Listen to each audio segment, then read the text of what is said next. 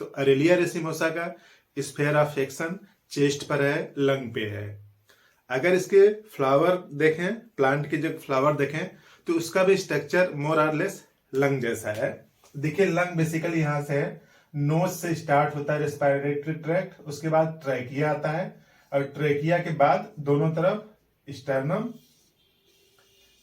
के नीचे trachea divide हो जाती है इस तरह से, तो लेफ्ट ब्रांकस और राइट ब्रांकस में ये लंग है।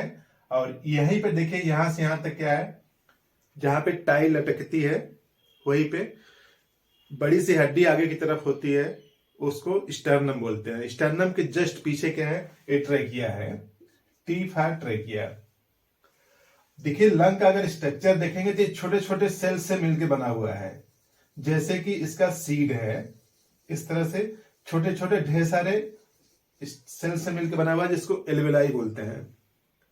तो इस तरह से यहां पे आता है ब्लड और ऑक्सीजन लेके वापस चला जाता है। इस तरह से ऑक्सीजनेशन की प्रक्रिया है। इस अरेलिया रेसिमोसा के बेहतरीन इंडिकेटर इस तरह से है कि जहां पे टाई लटकती है वो हड्डी स्टर्नम है। स्टर्नम के जस्ट पीछे की तरफ, अंदर की तरफ जैसे कुछ सुसराहट सी होती है, खुजली सी होती है, और जहां भी सुसराहट सी हुई उसके बाद सांस लेने में दिक्कत आने लगती है, और खासतौर से सांस लेने में दिक्कत और निकालने में, दोनों में दिक्कत होती है। यानी अंदर जब हवा जाती है तो भी दिक्कत है और निकालने में भी दिक्कत है। इस तरह से खास बात, निकालने में ज्यादा दिक्कत होनी चाहिए थी, लेकिन यहां पे क्या है, लेने में ज्यादा दिक्कत है, सांस अंदर जा ही नहीं पा रही है। कारण यहां पे जो ट्रैकिया है वहां पे ऑब्स्ट्रक्शन है, लगता है कि रुकावट सी है, तो उस रुकावट की वजह से सांस पूरी अंदर जा नहीं पाती, तो अजीब सी महसूस होने लगता है, फीलिंग आने लगती है कि अब कुछ गड़बड़ होने वाला है। तो इस तरह के स्फेयर ऑफ एक्शन है इसका। सिम्टम्स की अगर बात करें तो देखिए लिखा है बर्निंग सोर फीलिंग बिहाइंड द स्टर्नम। सोर फीलिंग, जलता हुआ महसूस होता है, जैसे अपच डकार में होता है। तो यहाँ पे जहां पे टाई लटकती है वो बड़ी सी हड्डी स्टर्नम है, छाती में आगे की तरफ, उसके नीचे जलन सी महसूस हो रही है, जैसे कि एसिडिटी में भी होता है। और more obstruction seem to be in inspiration, सांस लेने में ज्यादा दिक्कत है, निकालने में कम दिक्कत है, लेकिन है दोनों में दिक्कत।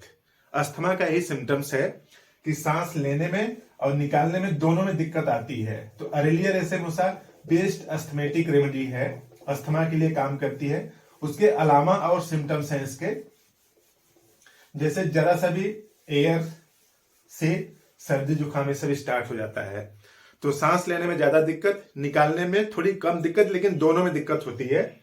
और वीजिंग रिस्पायरेशन कमिंग ऑन, जो रिस्पायरेशन, जो सांस ले रहे हैं तो आवाज आ रही है, जैसे कि लकड़ी काटते हैं तो आरी में से आवाज आती है, तो वीजिंग टाइप का रिस्पायरेशन है इस तरह से।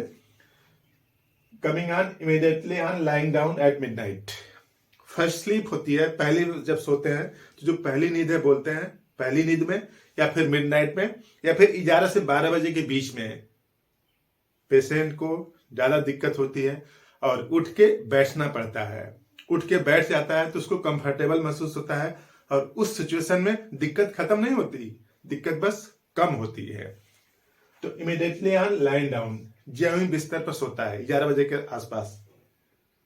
और ड्रेंचिंग स्लेप ड्यूरिंग स्लीप, पसीना आता है, पूरा भीग जाता है पसीने से, रात को सोते समय पसीने से भीग जाना, रात को सोते समय टेम्परेचर थोड़ा सा बढ़ जाना, एक ट्यूबरकुलोसिस का लक्षण है।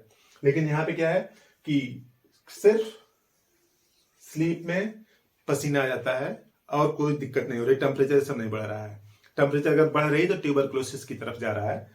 और least current of air cause sneezing, जरा सा भी हवा लगी तो छींक आने लगती है, छींक सर्दी जुकाम में सब स्टार्ट हो जाता है। और कोपियस वाटर एक्सकोरेटिंग नेचुरल डिस्चार्ज, नाक से पानी भी आना लगता है, छींक भी आ रही है, नाक से पानी आ रही है, जरा सा भी ठंडी हवा लगी इस तरह से, तो जरा सा भी ठंडी हवा लगने से कोपियस नेचुरल डिस्चार्ज हो रहा है, और उसके साथ साथ स्टर्नम के पीछे जलन हो रही है। तो इन सब सिम्टम्स को कवर करती है। सांस लेने में ज्यादा दिक्कत, निकालने में भी थोड़ी कम दिक्कत। अगर ऐसा हो रहा है तो आप अरेलिया रेसिमोसा लें। किसी भी होम्योपैथिक मेडिकल स्टोर पर आसानी से मिल जाएगा।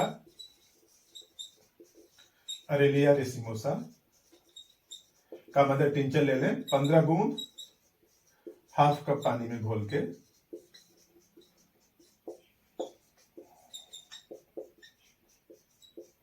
3 बार लीजिए। 15 से 20 दिनों तक लीजिए। तो इस अरेलिया रेसिमोसा से इस तरह के अगर सिम्टम्स हैं किसी को भी